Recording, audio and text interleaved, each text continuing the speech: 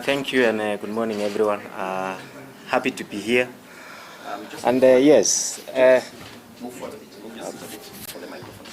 the first question about the kids, the kids competition prior to the main events, and I think that was a plus for me for this Kip Keino Classic competition.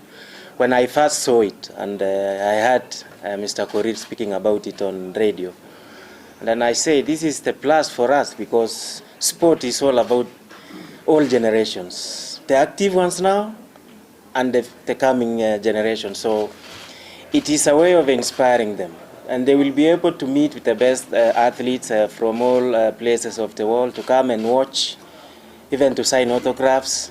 And that is the essence of the sport anyway, to inspire the future generation. So I think for us having the kids as part of our program is a plus, and well done the organizers, Mr. Korir. I think I wrote you the message immediately I heard about it, and so yeah, it is a plus for us. Equipment. On the equipment, of course, yes. I had a problem at the beginning of the year when my javelins broke. Of course, these are they are very brittle equipment, and they can easily break. And of course, I had a problem, so I had to buy new ones. I remember when I posted about the broken javelins, there was some funny, memes on the social media about why do you need javelins? Why do you need someone to buy javelins? And people doesn't know that sports equipment are very expensive. And one funny thing is people doesn't know even one javelin costs 150,000 Kenyan money.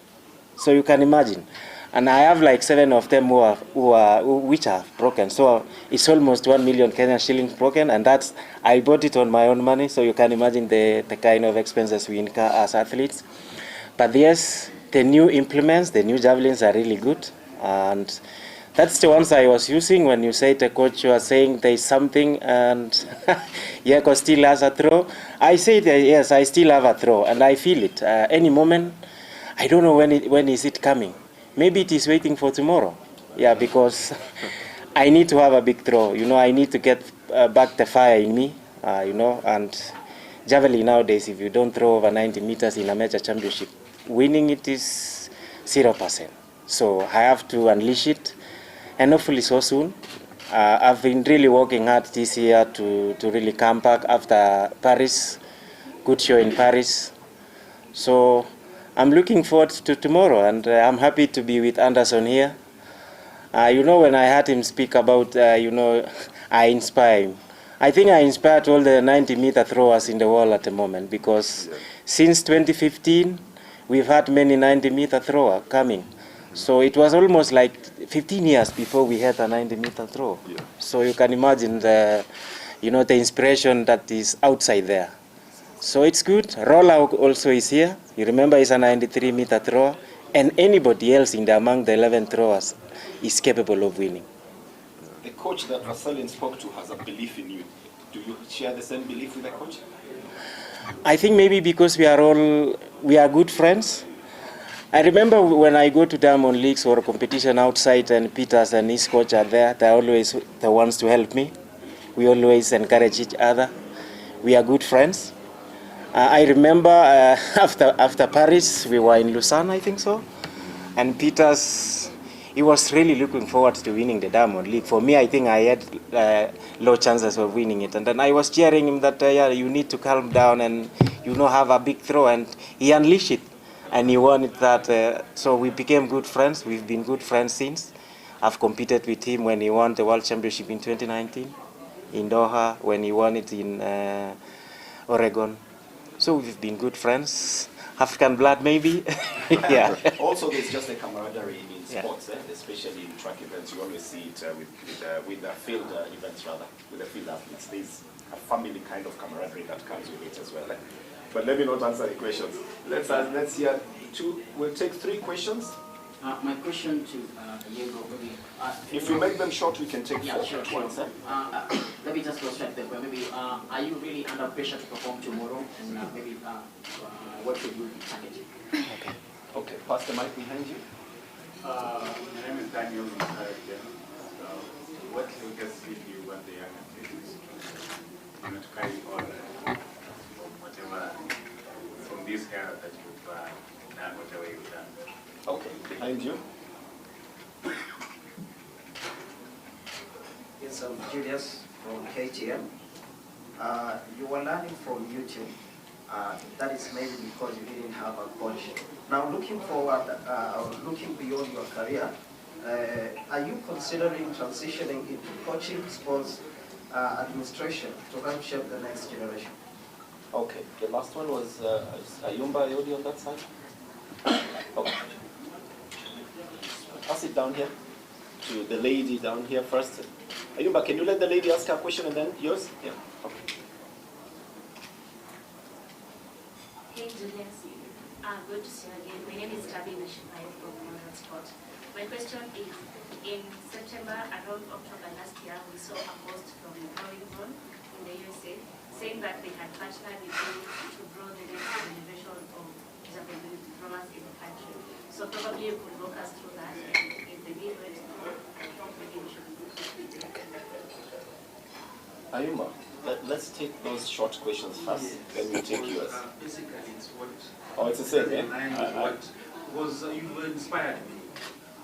Is there something left in you, and what is that? What do you want to achieve now?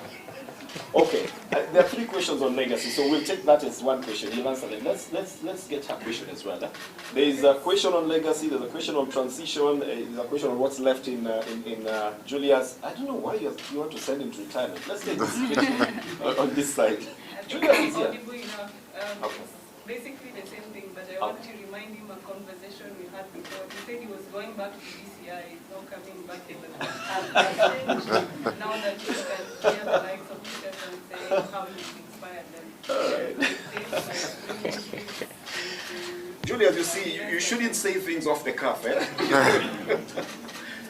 You know his profession. It wasn't off the cuff. It was me. He said he was going back to his main job, okay? And again, now everybody thinks you still have something left in you. The question is on the pressure for tomorrow, the legacy you want to leave to people, and the transition, whether you're going into coaching, and what is left in you.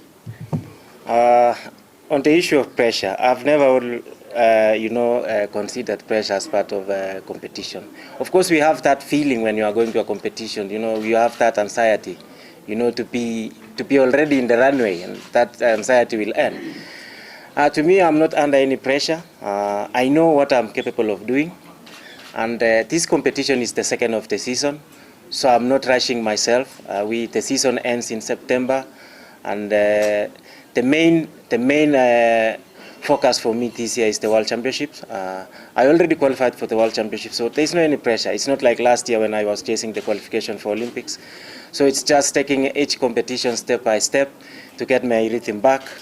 Because javelin is always about the rhythm. If the rhythm is not there, it's very difficult for you to have a good throw. So it's a process.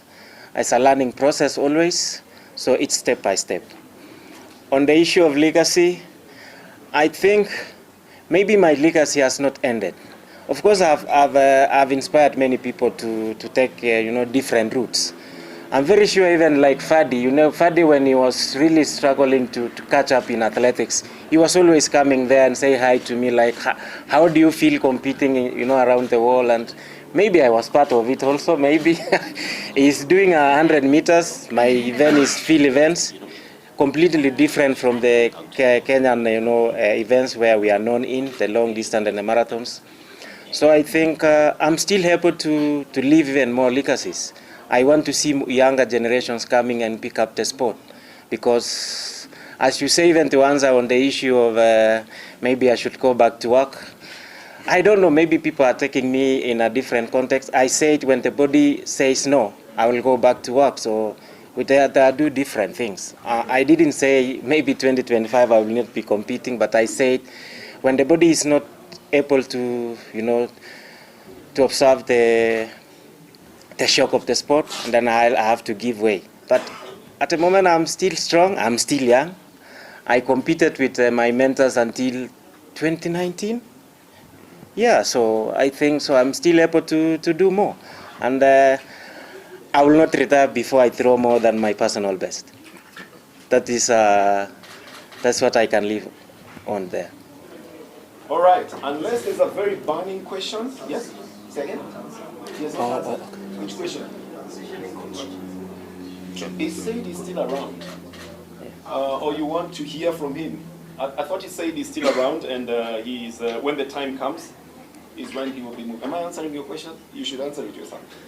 Just clarify it. On the transition. I think he is asking whether you're going to transition into coaching, whether that's in your plan. When that time comes, I will decide. But you know, coaching is like being a pastor. It is a calling. So it's not something you just rush into. Yes, I've learned a lot in Javelin. I've had different coaches. I've met different kind of coaches since I started Javelin. But I'm not saying I want to be a coach. I will give it a thought when that time comes. Into management, also that is a different level. I'm still an active athlete. Thinking of being going into management is after retirement. Right. So he says just like in priesthood, some people are chosen and others are called. He has not been called yet. Neither has he been chosen. So he's an athlete and he's still there to stay.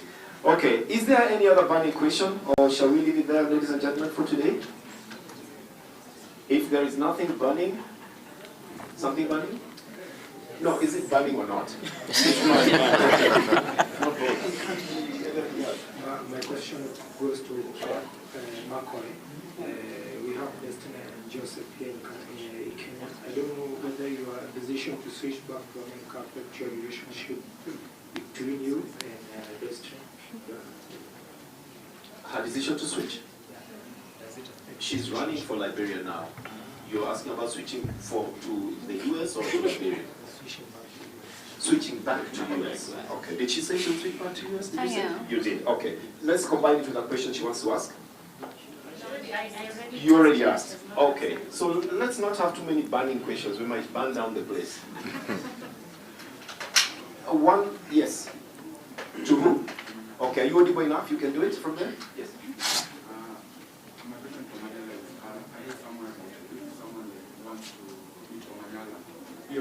He should do some 10. Yeah. Okay. So like I was asking how well is he prepared beyond into the KipKeino Classic to do more sub 10. So that he's not beaten. Is that not what you're saying? How he's going to make sure he's not being beaten. So if somebody does a sub 10, he does a sub 9. That's what you're asking. Okay. And we'll make those the last questions, ladies and gentlemen. I just have to remind you, we've got a cup of tea that is lined out here. You know.